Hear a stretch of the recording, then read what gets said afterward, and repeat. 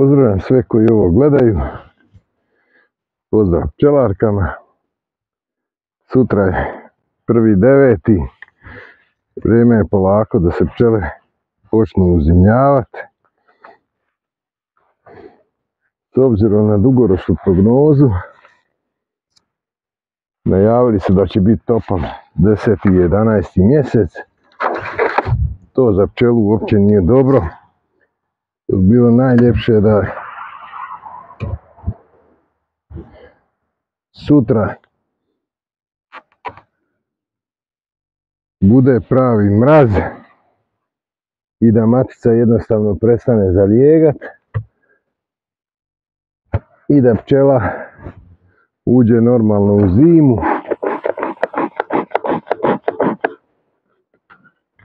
Kad bi sutra bio pravi mraz, za 25 dana bi pčela, to jest matica, prestala zalijegat.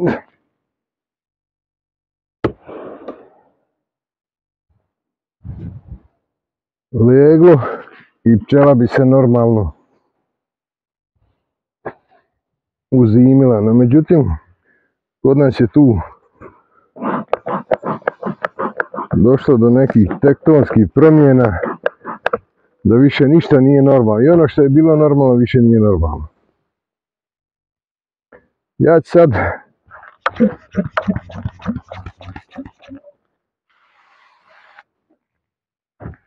prikazat kako ja uzimljujem pčele.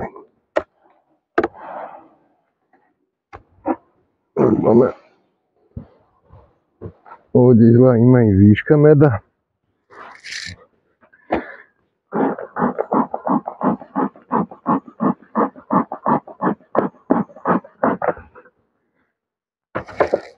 Da vidimo samo status i stanje legla dolje.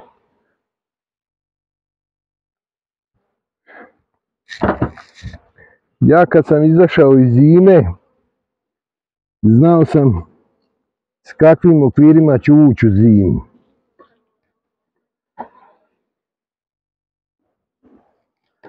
Evo ovdje ovaj zadnji okvir je prazan, a on je bio pun meda, znači pčela je sebi već posložila i napravila. Ovdje ima nešto malo peludi i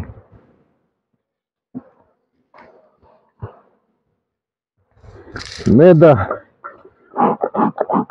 Med je digla iznad sebe. I sad, ja sam cijelu godinu zaperke rušio da mi matica ne pređe u gornji nastavak.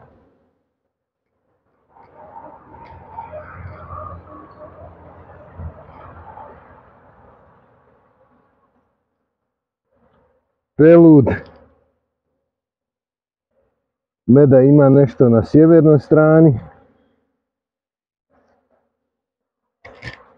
Pčela je malo ljuta, jučer je bilo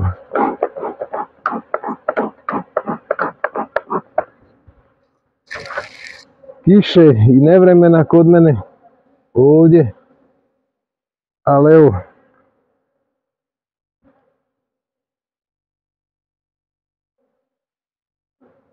legla otklopljenog ima, status pčele je,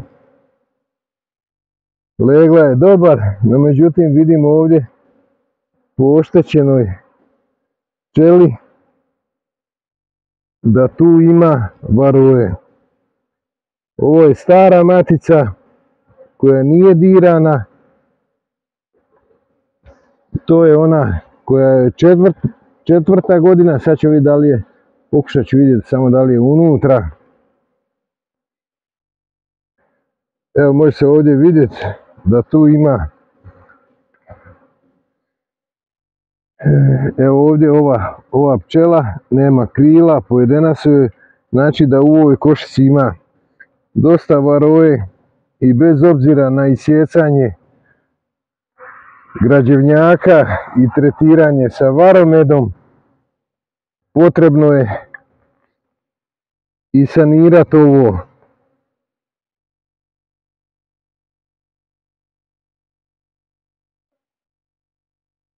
Sami trazu Evo i ova je pčela oštećena. Znači da u ovoj košnici ima dosta varoje i ona se mora podhitno rješavati, a to ću riješiti amitrazom.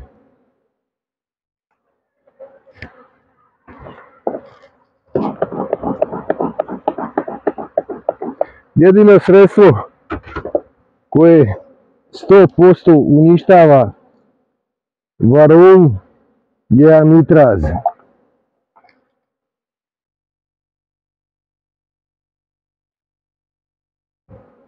Znači pčela bez legla, rojevi, bilo šta, potrebno je samo odimiti i amitraz će sigurno uništiti svu varoju koja je na pčeli. Evo i matice.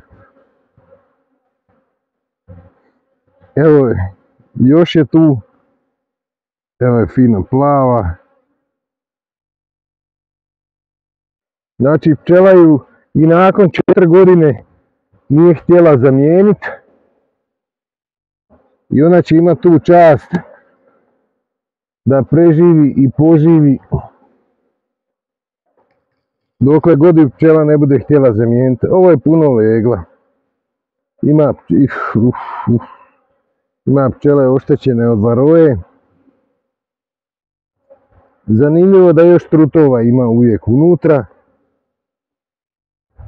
Znači da hrane ima u prirodi, da pčela nije gladna.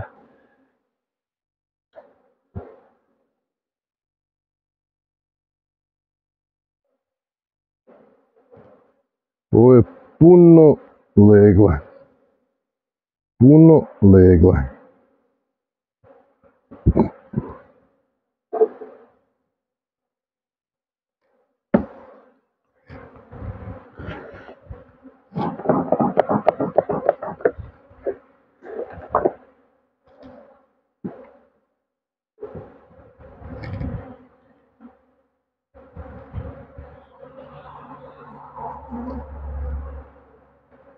Ovdje se baš pčela valja.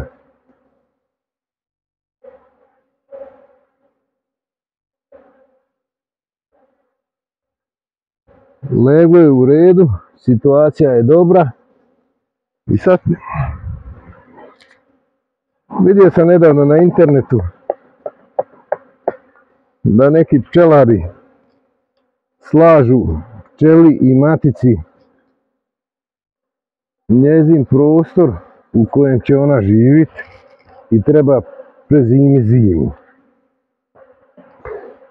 To se ne smije raditi. Pčela je sebi već formirala zimsko stanište u kojem planira prezimiti zimu. I onda je najbolje pčelu ostaviti onako kako je. Ona sebi napravila i odredila jedino ove bijele okvire, bez obzira da li ima legla i meda u njima, znači morate ih prebaciti van iz središta, iz srca košnice, jer ti okviri prave problem. Sad smo došli do glavnog i osnovnog problema, a to je smrtni prostor koji pčeli pravi najveći problem. Ja u ovom slučaju pričam o LR košnici, ali iste probleme imaju i pčelari na DB košnicama i na AŽ košnicama. Znači to je jedan smrtni prostor. On je ovdje nekih, pa evo sad odoka jedno 8 mm i sad kad se okrene odozdo, znači tu ima nekih 5 mm smrtnog prostora i pčela ako dolje ima legla u plodištu sigurno neće preći gore u gornji nastavak u kojem je med.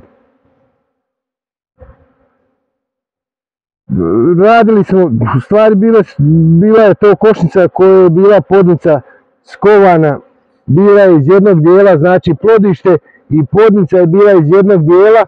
I onda šta smo radili? Nismo mogli rotirati, nismo smjeli rotirati. I onda smo uzeli ove okvire iz sredine i digli smo gore za tih 8 mm da ovaj okvir bude u ravnini s ovim i spoji se sa ovim gore okvirom tako da pčela može gore preći.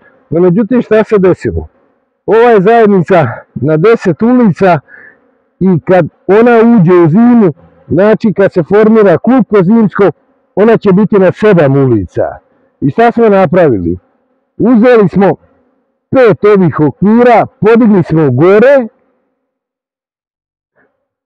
nismo dizali svih 7, što je bila greška, digli smo 5 okvira gore, znači pčela je u toku zime sa tih 5 okvira prešla gore, a ovaj prvi okvir od 7 i 7. okvir pčela je znači ostala dolje i uginula je na tim ulicama, na tim okvirima je uginula. Znači srce, sredina košnice digla je se gore, a ovaj prvi i 7. okvir od ulica su ostali dolje i ta je pčela uginula. Znači to je jedan veliki problem kod toga smrtnog razmaka. I sada, kako ja to rješavam?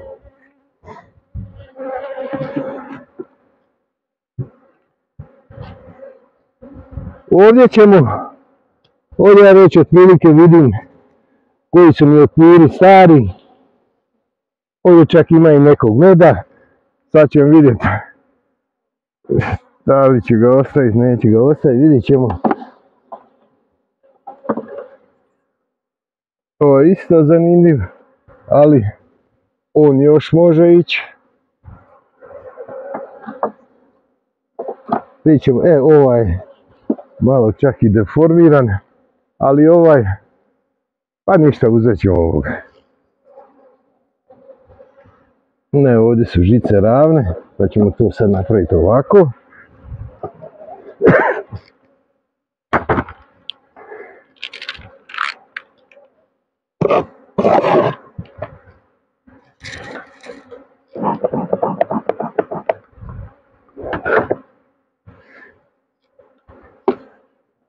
Malo ću staviti na ruku.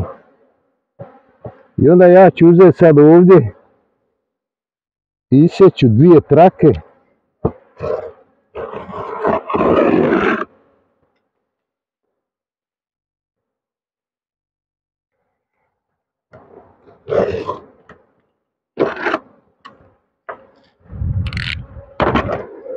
Evo 2 trake su isječene starog sača. To sače neće nikuda pobjeći iz košnice. Ono će vas čekati na godinu. I šta ću ja sad napraviti?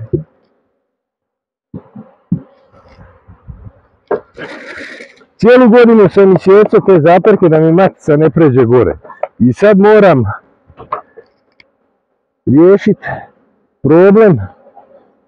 I to treba stavljati u sredinu. Jer klupko uvijek kad se formira se u sredini. Nikada vam neće biti na letu tamo.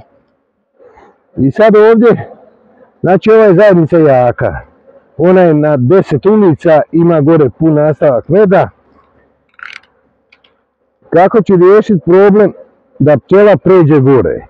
Znači stavit ću ovo sače ovdje, birat ću sredinu i ovdje na kraju 10. odsjeću ovo. Evo ga, to je to. Malo ćemo je ovdje ipak da ona to riješi i napravi. Evo, to je to. I sad šta ću? Stavit ću je kompletan med. Dobro, ovdje možda malo ima i viška meda.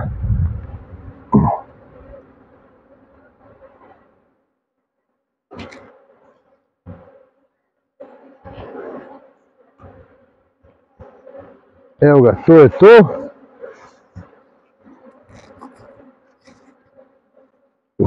Bode onaj kroz hlač.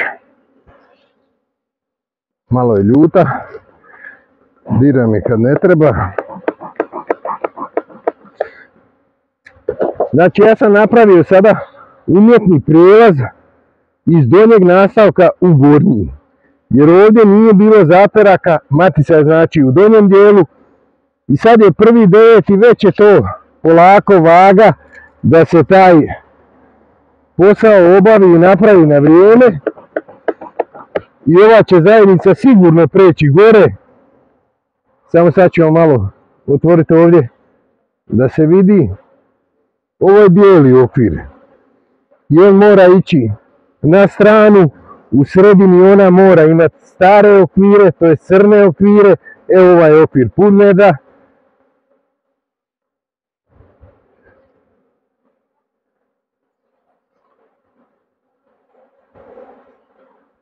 Ovaj okvir isto pun meda.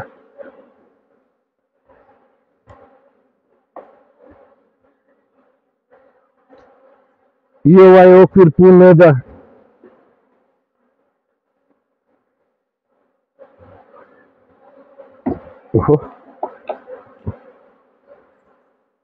Ovaj okvir ima meda u njemu, no međutim nije sav poklopljen. I ovaj je pun meda, nije ni poklopljen. Najvjerojatnije da ima nekog unosa, ima tu kod mene i zlatošipke i čička i divlje djeteline. I evo sad prirodno okruženje pčele je to da med mora biti iznad pčele. Sa strane i iznad pčele.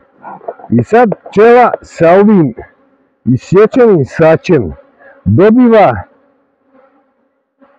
taj most koji pravi prijelaz između plodišta i medišta. Ako se pčela ne dira tokom godine, ona će napravit će te zaperke i ona će imati normalan prijelaz u drugi nastavak, treći nije bitno, zavisi koliko je jaka pčela. I sad, znači ova zajednica je gotova, spremna za zimu. Pošto će biti još tople noći, jer voskov moljac je aktivan od 12 do 14 stupnjeva. I ovo sače izgrađeno najbolje i najsigurnije čuva pčela. Ovdje u ovim meda nema. Ja ću ove nastavke, ovdje imam nekog meda, ja ću ove nastavke skidat tek onda kad padne temperatura noćna od 12 stupnjeva naniže, jer to mi je najsigurnije. Radio sam ja svašta i stavljao esenciju, kiselinu sirčetnu i dimio sa sumporom i sve ostalo, ali najsigurnije da on stoji na pčeli. A pošto neće još toliko biti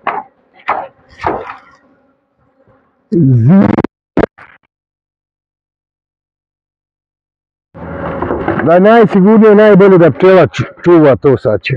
A i šta je tu još jedan problem? Vi ako imate 5 košnica, 10, i onda ako ćete skidat 10 nastavaka, to vam nije teško paziti.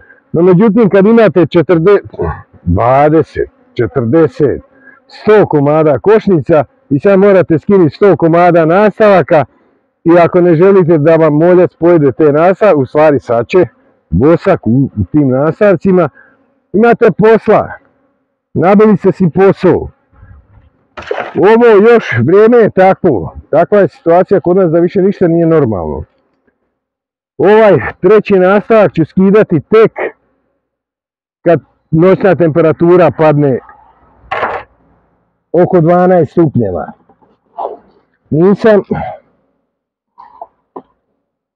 Nisam pelud dirao, ali pozdrav Saletu, sad ćemo to odraditi, pa moram pokupiti svu pelud na košnicama.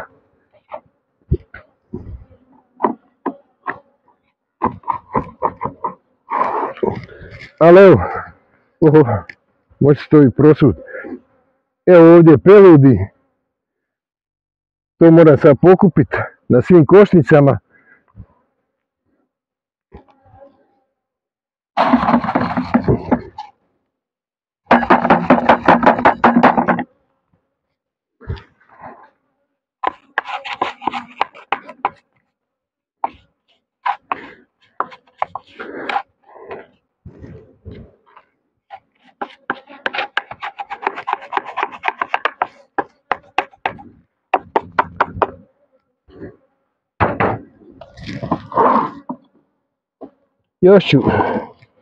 Još ću tamo negdje do polovice 9. mjeseca skuplja pelud i onda je dosta za ovu godinu.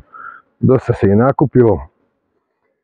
Evo za sad toliko, budite pozdravljeni do idućeg gledanja i slušanja.